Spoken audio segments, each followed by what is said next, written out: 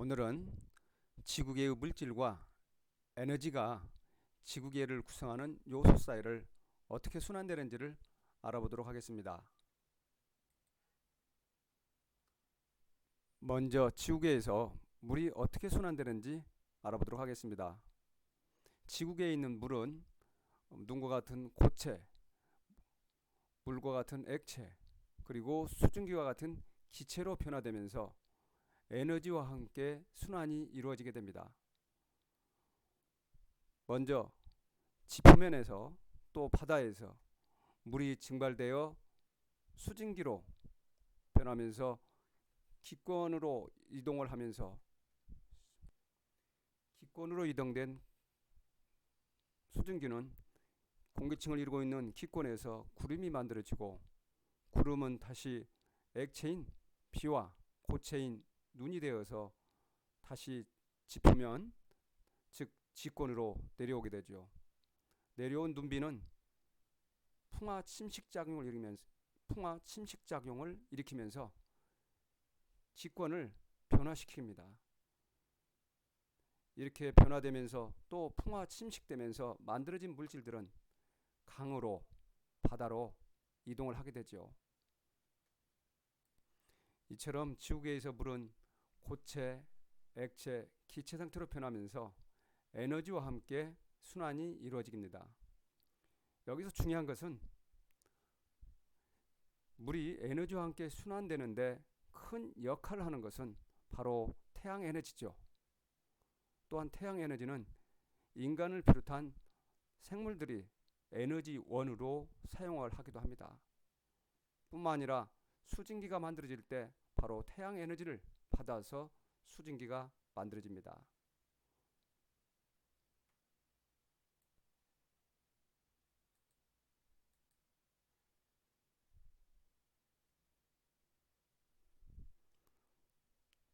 다시 한번 물이 순환되는 과정을 살펴보면, 지표와 바다에 있는 물이 태양 에너지를 받아서 증발이 이루어지고, 증발돼서 만들어진 수증기는 공기층을 이루고 있는 기권으로 이동을 하게 되죠.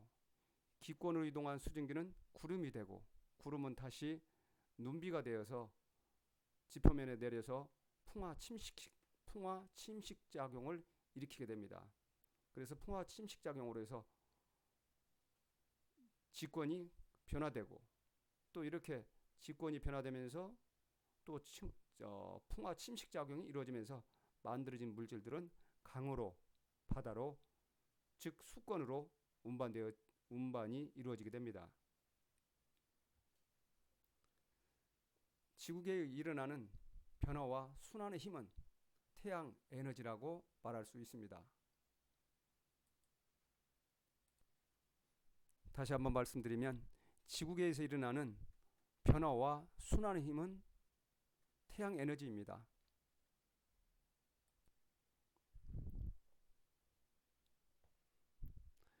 이번에는 생물의 몸을 이루고 있는 탄소와 어떻게 순환되는지 알아볼까요? 지구상에 존재하는 모든 녹색 식물은 광합성을 하게 됩니다. 이때 광합성이 이루어질 때 이 탄소는 태양 에너지와 함께 이산화탄소 형태로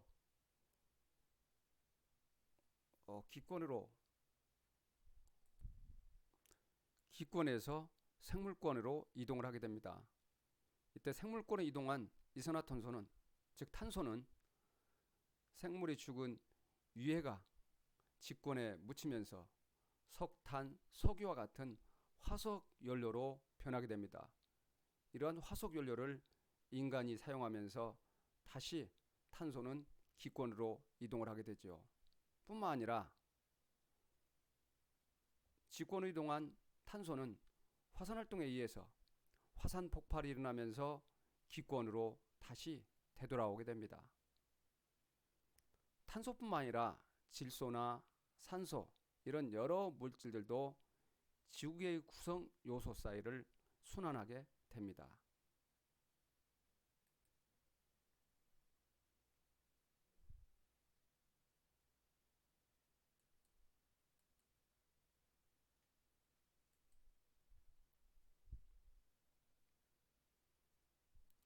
이처럼 지구계에서는 물질들과 에너지가 순환하면서 여러 작용이 이루어지게 됩니다.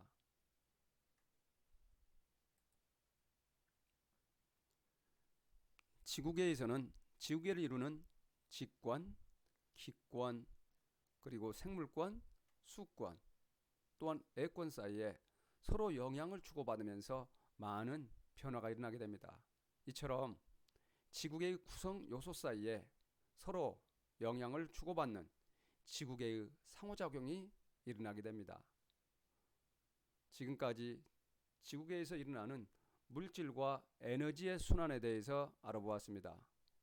이상으로 지구계의 물질과 에너지 순환에 대해서 학습을 마치도록 하겠습니다. 학교에서 이루어지는 수업 시간에는 오늘 학습한 내용을 바탕으로 해서 오늘 배운 내용들을 바탕으로 그림으로 표현하든지 또는 토의활동, 토론활동, 그리고 발표활동으로 다시 한번 학습을 하려고 합니다.